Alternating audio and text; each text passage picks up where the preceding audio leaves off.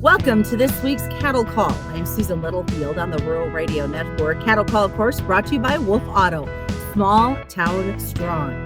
Lots of, I wish we could say we're doing this on a day that had some excitement to the markets, but it might be a little bit of a time for a correction as we see those numbers playing on the downside. Maybe look at it this way. It was time for a breather. Catch our breath because there is still a potential we could see that cash move even higher. We're going to talk about that and a lot of other factors today as Brad Kooima joins us. He is with Kooima Varlick out of Sioux Center, Iowa. And welcome back. I know Scott did a great job filling in for you last week, and we appreciate him stepping in. Good to have you back in the driver's seat. Let's talk a little bit. You talk about it being time maybe for a correction.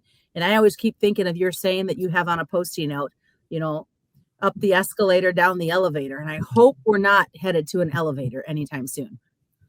Well, that's it's funny that you brought that one up because I was thinking if I had to pull that out here on our deal today. Thanks for having me on, Susan. I'm not surprised. Scott did a great job. He always does. It was fun to be away for a little while. Yeah, there's quite a bit to unpack here. Of course, it's always more fun anytime. By nature, one likes to be optimistic, right? At least I do. So it's more fun to talk on updates. But, Rome wasn't built in a day, and the market doesn't go up every day, even the major bull markets like we've experienced here. So I think, first of all, guys have been asking me, is it the January 20? So it sounds like we do have an official open date on the Mexican border, January 20. And I would caution everybody from everything that we've been told here, that it's not going to be like opening a floodgate. It's going to be pretty slow as they adjust to, these visual inspections, the need to treat them with ivermectin, the blah, blah, blah. And different states are having a little different response time to exactly what their expectations are. So I really don't think that's what we're trading, but, feeder cattle down $3. I've been asked that question. I think we're really trading a very, very volatile market. It's very overbought, very high priced, of course. And yet a market both on the feeders and the fats that are still discounted to the cash market. Feeder cattle index rolling along here. It's going to be close to 273 tomorrow. And the front month is at 265 something. So the market, this sounds dumb, but I'm going to say it anyway. Everybody has seen that flock of starlings, right? Or it looks like there's a couple thousand of them, and they all of a sudden, there they all go to the west, right? And then what makes them take a right-hand turn and all go back that way again? And I know that the market is not a game, and I know that it's not a crapshoot like that, but sometimes the market has those kinds of characteristics where it's a herd mentality, follow the leader. Okay, we're going to sell off. As a cattle feeder myself, I can empathize with the calls that I'm getting. These guys are nervous. I mean, these guys are. There's a lot of risk when you're paying this much for feeder cattle, and the near all-time high record prices for live cattle, for fat cattle.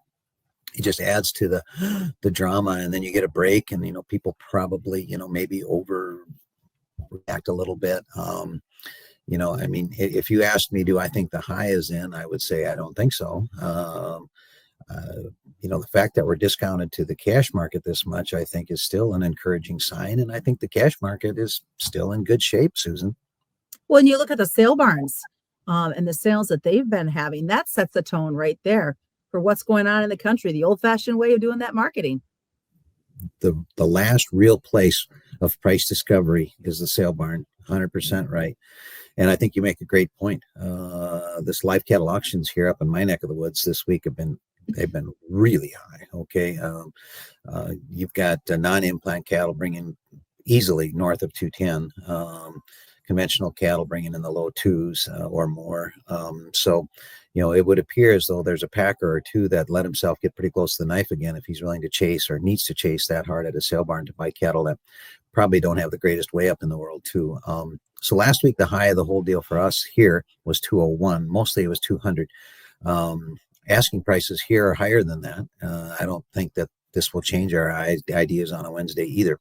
So it'll probably be a late week trade, and I still wouldn't be at all surprised that you don't hear some 202 to 203 quoted on the north on the right kind. once again, I guess a gentle reminder. I think that the supply of cattle in Iowa is still very tight and tighter than what most people think, and I think that's still important. We've had great weather. We've had cattle that are selling at a profit. You got a futures market that's telling you to sell them because we're discounted, and that's what we've been doing. So I think you're actually pulling, believe it or not, I think you're pulling cattle forward up in the north. Mostly because of the price and also because the market's, everybody's nervous, like I said earlier. So look at that storm that moved through Kansas. We know some feedlots had 15, 18 plus inches of snow, but it doesn't seem to be getting much of market nervousness or attention at all. And I'm a little surprised at that, actually. Part of it maybe because it was such an open winter up until then. And it depends on which forecast you listen to. Weather's tough, but, some of those areas are going to get the potential of getting smoked again here this weekend. And once that starts to pattern, there's a lot of winter left now. I'm a little surprised as well. So, maybe we just got to, tap them over the forehead with a couple more storms. Where I'm sitting, we don't have a speck of snow on the ground. It's been the most open winter. By the way, it's 50 below degrees. If you want to remember the anniversary a year ago. Lost all kinds of cattle. At least we sure did in northeast Nebraska, where I feed too. It's cold, but it's certainly nothing that's hurting our gains here today for sure. So Scott had mentioned last week that January is kind of a tougher month to market cattle. What are your thoughts for these last couple of weeks in the month? Well, we came into the new year with the kind of this perception that there was going to be more cattle in the first quarter than there was in the fourth quarter. I didn't buy that, not in my neighborhood. Now, maybe there is a few more in the South. Typically there is. Sometimes you get a little bit of a two-edged sword here where maybe there's not quite that ripping spiffy demand that you had going into the holidays. The packer is feeling sorry for himself. Oh gosh, guys, I can't make any money. You're starting to hear a couple of the majors talking about, well, we might have to go to 32 hours, trying to slow the kill down to try to gain some leverage back, which they've totally lost. Don't be too alarmed if you hear a little of that chatter. In my opinion, if this lasts for a long, long time where they actually did cut the kill, which they haven't yet, then maybe that would make a difference. But, the irony of that whole story, Susan, is just down the road a little ways, they're going to open a plant in April from you. So we're not talking about decreasing the kill capacity. We're talking about increasing the kill capacity. A difficult time, probably timing, but how do you know, right? When you start a project that big. So I don't know, sometimes January can be a little bit wobbly, especially if you don't have any, tough weather. So you keep an eye on the weather, but as long as we remain this discount here, I feel a little more encouraged. All right, Brad, what's the best way for folks to get a hold of you?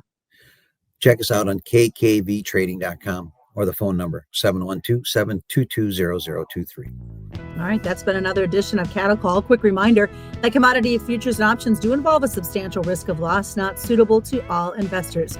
And of course, Cattle Call is brought to you by Wolf Auto, small town strong. And that's been another edition of the Cattle Call on the Rural Radio Network.